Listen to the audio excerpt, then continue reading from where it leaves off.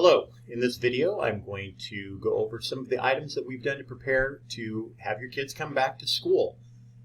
And we hope that this will help answer some of the questions you may have in trying to decide whether you're going to be sending your kids back to hybrid, back to Benton Middle School. So the very first thing that we're going to look at is the entry points for the school. As kids are arriving, there will be 3 different entry points for them, and we'd like them to consistently use the same ones as much as possible. Over on the right side of the campus, I guess that would be the east side of the campus, near the bike racks and near room 25, you're going to see an area there for walkers. A walker is anybody who walks to school or anyone who has been dropped off somewhere along Olive Branch and they're walking up to the school. We're going to ask them to enter in by that gate, by the bike racks. Any student who is riding the bus will be dropped off at the middle, right in front of the school in the circular driveway. So the only people that should be using the circular driveway are the buses, and they'll be the bus riders. And then finally, over on the west side of campus, through the main parking lot, we will have all of what we call the drivers. And those are kids that are going to be dropped off by their families from their cars directly to the gate. And so again, we ask that you do that. Now, when you drop your kids off over in the car pickup area, in the driver's area, we ask that you pull up all the way to the big sliding gate. And at that point, we will have somebody over there to welcome you in. When kids come into school at any time, they are going to have their temperatures taken.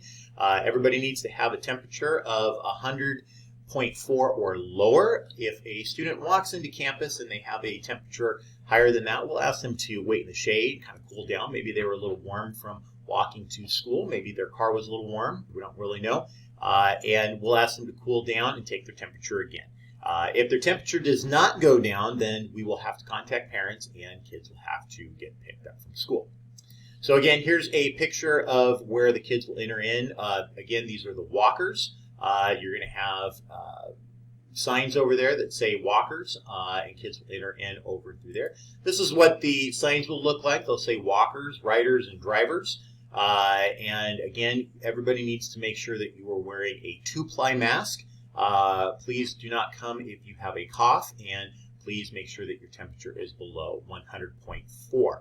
Now, I grew up in a time where if I wasn't physically throwing up or my arm had not fallen off of my body, my parents were going to make me come to school. Those days are temporarily done, at least for the next couple of weeks while we open school back up. So if your student is meeting those criteria, meaning that they've got a cough, if they've got a temperature, then we are asking you to stay home for the day. But on the other hand, if they just walk up and say, I don't feel well, that may just be because they're getting up a little earlier than normal, and kids often don't feel well at this time of the day. And so just make sure that you're getting them ready to go, and then again, just before you leave, have them go through that process. This is where the riders will enter in, and then again, over on the far side, you'll see the drivers again. This is the big rolling gate. So for those of you parents who may be used to just dropping your kids off in the middle of the parking lot, we ask that you pull all the way around. We ask that we just do this nice and simply. Gates will open up about 8:15 in the morning, which will be about 15 minutes before school begins. And that should be sufficient enough time. It only takes just a second to take a temperature, about the same amount of time as it takes to say good morning.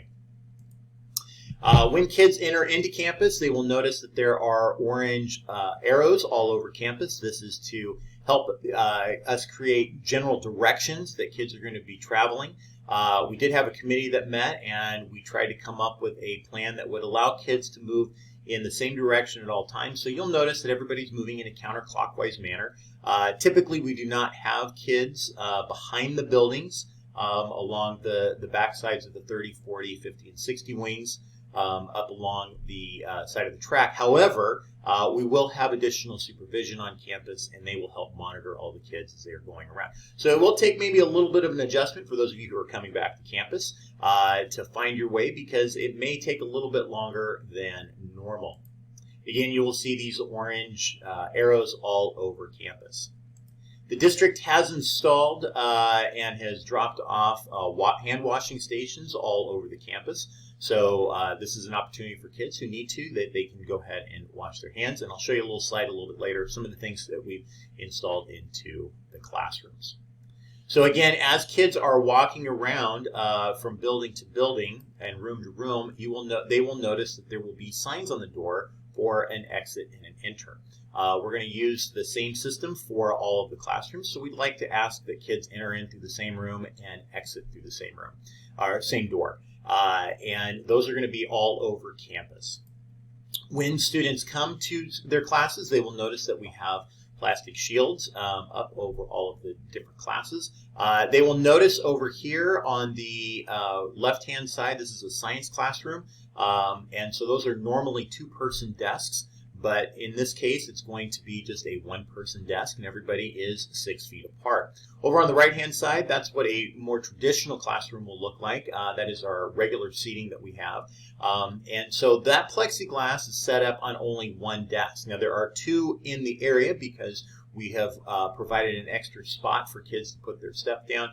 We know that over the last year they have been able to spread themselves out, maybe over the kitchen table or the bedroom, and to come back and have a little confined space might be pretty difficult for them. So we provided them some extra surface space so that they can use that.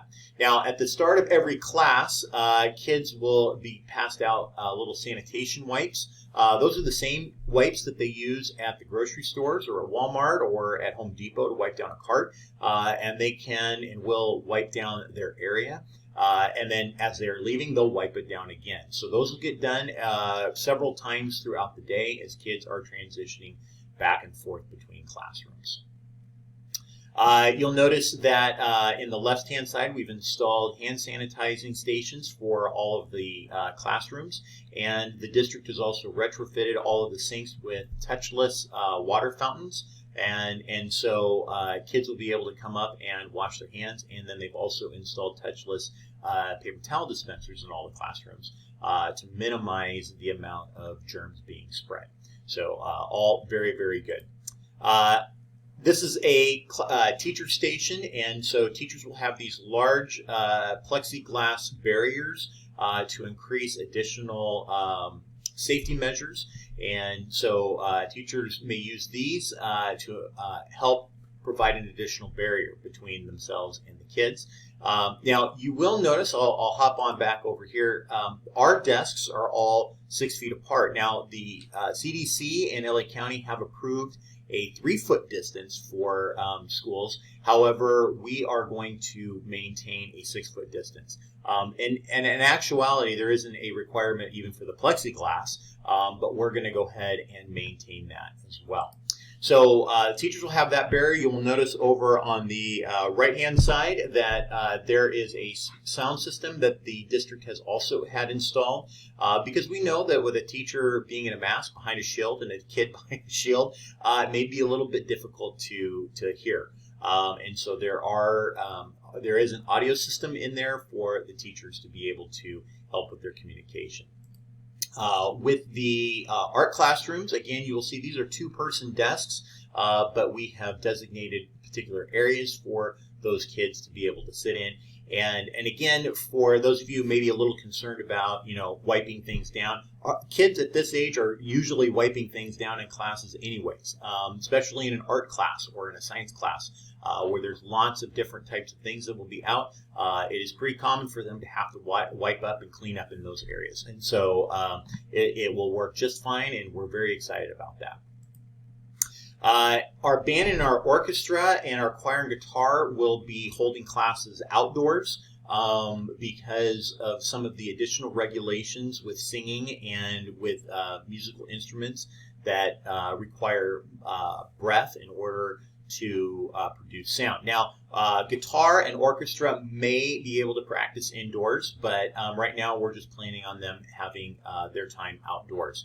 And we're actually very thankful that we live in a place where we generally have pretty good weather at this time of the year, so it should not be a problem. And on those hot days or those extra cold days or hopefully some rainy days, we will be able to, we have a plan to help monitor that as well. So again, as kids are leaving, we'd ask that they're going to wait over in those same areas to be picked up, and make sure that you are following the timelines. We really need kids picked up ahead of time. The other thing that I forgot to mention is that dropping off. One of the big concerns that we have is that parents are going to be dropping their kids off too early. School doesn't start till 8:30, and it was not uncommon for kids to be dropped off before 7 and just wait around. And then there would be lots of their friends. And so we know that there are some circumstances that are unavoidable, but we just cannot have large groups of kids that are just hanging out. You really need to help your kids by emphasizing to them that they need to stay 6 feet apart. They need to adhere to all of the safety guidelines. One of the big things that we have to just really all work together on is keeping everybody safe, because if we were to have a spike in COVID or something like that, then we would have to shut down. We don't want to have to shut down. And so it really is important for everybody to follow the guidelines. So again, these are the places that everybody will be exiting. Finally, the last slide, just to show you where the how the office is set up. We do have plexiglass up, and we'll all be wearing masks. If you come into the office and just have to drop something off, no problem. If you have an appointment for some reason or need to sit around and meet with someone, then we will take your temperature. If for whatever reason you have a high temperature, we'd either ask you to wait outside or cool down. And again, we're just trying to keep everyone as safe as possible. Now, in the event that a student does come up to the office and they're showing some signs, we do have a canopy that we're going to be using outdoors. It'll be shielded for privacy purposes, and there will be an adult out there to supervise the student until a parent is able to come pick them up. So again, the biggest way that we can help that, mitigate those circumstances, is for families to make sure you're doing your health checks before you come to school. Obviously, we know that sometimes things just happen. Totally get that. But if you can head that off as much as you can, that would be greatly appreciated. All right, that is pretty much it. Hope this helps answer some of your questions. Feel free to email us at any time if you've got something concerned that we were not able to address here. All right, good luck. Have a great day.